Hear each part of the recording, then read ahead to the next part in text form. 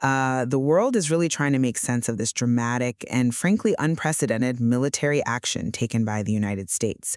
We're talking about January 3rd, 2026, massive strikes on Caracas, and then the capture and extraction of Venezuelan President Nicolás Maduro and his wife. The whole thing was confirmed by President Trump on social media, and it's just immediately raised these profound questions about state sovereignty, international law. I mean, where do you even begin? Exactly. And that brings us to the core of our debate today. Was this action, was the removal of President Maduro, a justified, maybe even a necessary response to narco-terrorism and, documented human rights abuses? Or was this just fundamentally an illegal act of regime change orchestrated to seize control of Venezuela's huge oil and strategic resources? Certified narco-terrorist, I should add, is a net positive for the world. It represents, I think, an overdue move toward justice and stability in the region, even if the means to get there were controversial. And I'm coming at this from a completely different angle. I hold that the official story, the one about national security and human rights, is really just a convenient pretext. What we're witnessing here is a cynical, flagrant violation of international law, and the primary goal, I'll argue, was to assert geopolitical control over the world's largest oil reserves. The justification just doesn't hold up when you look at the evidence. We have to start by confronting the reality of the Maduro regime itself. I mean, the focus has to remain on the sheer necessity of removing a brutal and disingenuous, and just a demonstrably illegitimate ruler. The evidence is overwhelming. Maduro was an authoritarian dictator who oversaw Venezuela's complete economic collapse. This collapse caused a massive humanitarian crisis. We're talking something like 20% of the country's population, millions of people, fleeing because of violence, scarcity, repression. I mean, the unlawful arrests, the documented torture, thousands killed, these weren't just allegations, these were documented atrocities. Sure, no one is defending his record. And crucially, Maduro also posed a clear and present national security threat to the United States. He was the subject of a very serious 2020 U.S. indictment for narco-terrorism. He was accused of running the Cartel of the Suns, a massive cocaine trafficking operation. And the administration directly linked this flow of narcotics to the fentanyl crisis, to the overdose deaths plaguing American communities. So this military operation, it was the culmination of months of pressure, over 30 strikes on drug boats, sanctions, a $50 million bounty on his head. When you see photos of Venezuelan citizens and expatriates celebrating his capture, well, that provides the ultimate real-world confirmation, This act was a good thing for the people who suffered under him. Offering as a shield for corporate and geopolitical aims. The question isn't whether Maduro was a bad actor. I think we can all agree he was, but whether the United States had the legal or moral authority to execute a large-scale military strike on a sovereign capital city to forcibly remove him. This action is a monumental violation of international law. It's already drawing parallels to the 1989 invasion of Panama to get Noriega. And the undeniable evidence of the core motive, it comes directly from President Trump himself. When he talked about the action, he just bypassed all the language of justice and human rights. He repeatedly confirmed the cynical economic motivation. He stated, and this is it's shockingly unvarnished, that the plan was to send very large United States oil companies in, spend billions to rebuild the infrastructure, and start making money for the country. I mean, that's a confession, isn't it? That prioritization of profit over principle. And beyond that, the post-capture strategy just exposes this as a planned seizure of control. They're preparing to install U.S. cabinet members, Secretary of State Marco Rubio, Secretary of Defense Pete Hegseth, to help run the country until they can put in a compliant, friendly leader. This is the United States unilaterally choosing Venezuela's next outcome. It's about seizing assets that Maduro had previously nationalized. It's not about self-determination. It's a textbook resource grab. Okay, I do acknowledge the weight of President Trump's statements about the economic side of this. I do. But that perspective, I think, it overlooks the primary legal justification for this action. Even if U.S. economic self-interest is clearly involved, and it is, that doesn't automatically negate the primary justified goal, which was neutralizing a certified narco-terrorist and war criminal who had destabilized an entire region for years. I mean, we are not talking about a recognized, democratically elected leader here. The U.S. hadn't recognized Maduro's re-election since 2014.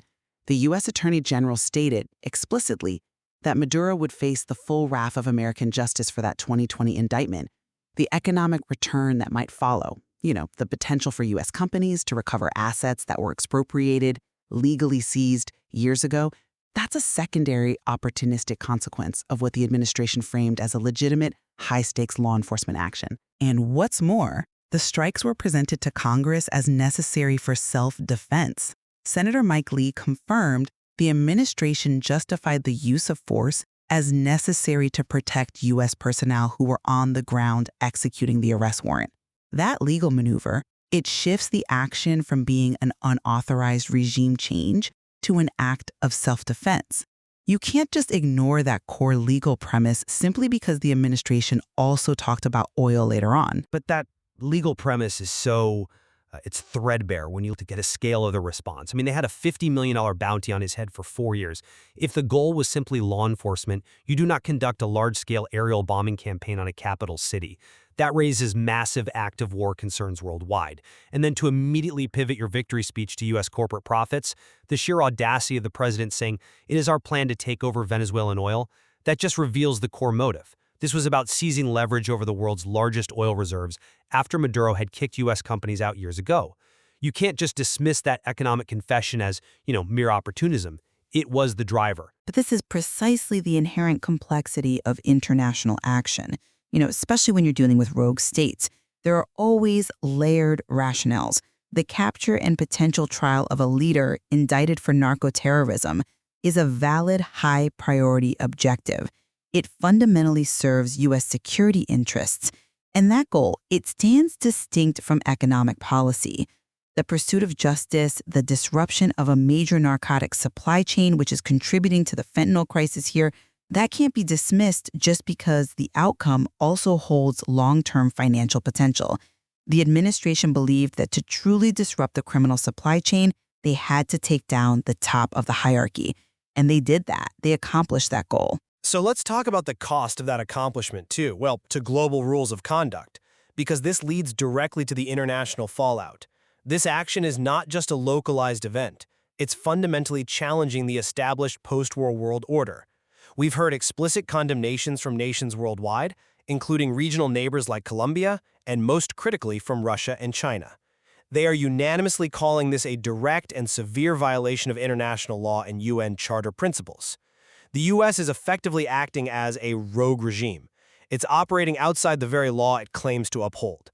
And frankly, I find the argument that this is a necessary evil terrifying, because it sets an explosive and destabilizing precedent.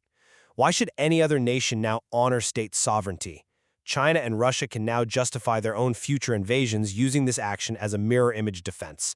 I recognize the risk here, I do, but I would frame the international reaction differently. Russia and China's outrage is hardly a testament to their dedication to international law. It's transparently driven by self-interest. Maduro was their key ally. He gave them oil, he facilitated their regional influence, and he served as a powerful counterweight to U.S. power in Latin America. So of course they're upset. Removing him destroys those alliances and disrupts the growing ties between Latin America and groups like BRICS. So while the legality is certainly debatable, the geopolitical objective of punishing actors who ally with our rivals, Russia, China, Iran, Cuba, is a legitimate strategic goal, especially when the target regime is as undeniably horrific as Maduro's.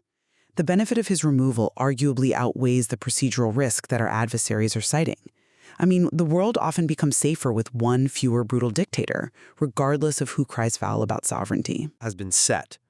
The message sent globally is this: if you're inconvenient and you possess strategic, nationalized resources, then your sovereignty is conditional.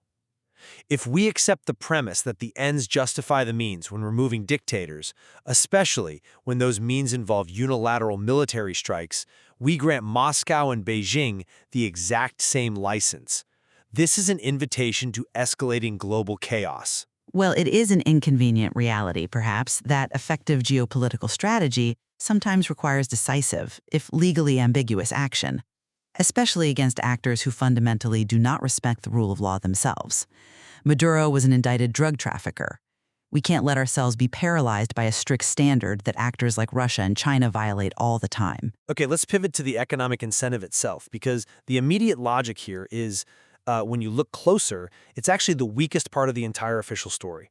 I am just not convinced that U.S. companies rushed into this because they wanted the oil now, and this really exposes the cynicism of the long-term play. If you look at the resource base, 86% of Venezuela's reserves are Orinoco tar sands. These are extremely heavy crude deposits. They are difficult, prohibitively expensive to extract, and frankly undesirable for modern refining processes without billions in upgrades. And on top of that, we are currently in a global oil glut, a massive oversupply. The short-term U.S. incentive is actually to restrict supply to keep prices up, not to flood the market with low-quality Venezuelan crude. So why rush to acquire it? It suggests the oil grab is purely a cynical, long-term strategic goal, securing a massive future resource base to use as leverage against China. The U.S. can now just wait, leaving Venezuela in political limbo. It's about control without responsibility. That is a highly insightful point, and I agree. The immediate economic return on that kind of heavy crude it's questionable. However, the sheer size of the reserves, still the largest proven in the world, means that long-term interest for U.S. oil majors whose property was expropriated remains paramount. Even if it's heavy crude, that's a solvable long-term engineering problem. Having access to that resource base is invaluable strategic leverage that you can't ignore over a 20 or 30-year horizon. But your analysis of the difficulties, it actually strengthens my argument that this was not some simple calculated corporate heist. The U.S. has demonstrably, and I would say severely, underestimated the political and security aftermath.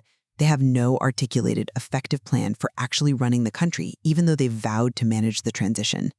The removal of Maduro creates a profound power vacuum, and the lack of planning suggests the goal was just military decapitation to open the door. The high risk of this escalating into a much bigger quagmire, well, that undermines the theory that this was a perfectly calculated oil takeover. It seems more likely the motivation was a genuine, if impulsive, security urgency, followed by opportunistic economic rhetoric. But the cynicism, I think, lies in the fact that the architects may not care about the immediate quagmire. They achieve the strategic goal, removing the hostile leader. The cost of the resulting chaos will be borne entirely by the Venezuelan people, while U.S. interests wait patiently for the market conditions to mature. That wait-and-see control is the definition of geopolitical success here. And that long-term prize, the removal of a source of funding and influence for China and Russia, is ultimately inseparable from the security narrative. I think this discussion really illustrates the core paradox here. A brutal dictator was removed, which is objectively good for the millions of Venezuelan people who suffered under his horrific rule. And even if the motives were complex, a mix of legal necessity and economic opportunities, the outcome of bringing a drug trafficking regime to American justice, it provides a pathway for stability and democracy, even if that path is fraught with uncertainty and the heavy hand of U.S. influence. And so we're left with the deeply unsettling conclusion that the removal of a dictator was explicitly tied by the U.S. president himself to resource extraction and unilateral geopolitical control. That makes the operation less about exporting freedom and more about defining who holds the power to unilaterally seize assets and choose governments. The core conflict is between the immediate, tangible relief for the Venezuelan people, a benefit we both acknowledge, and the long-term, devastating cost to the rules of global power and the risk of a new military entanglement. The legitimacy of this action rests entirely on which narrative you prioritize, the official national security claims or the explicit statements about resource control. And the listener must ultimately weigh these competing realities. Was this a long overdue intervention necessary to stop criminality and brutality? Or was it the opening shot in a new age of resource warfare disguised as justice? The events in Caracas have forced the world to ask where the line of sovereignty truly lies.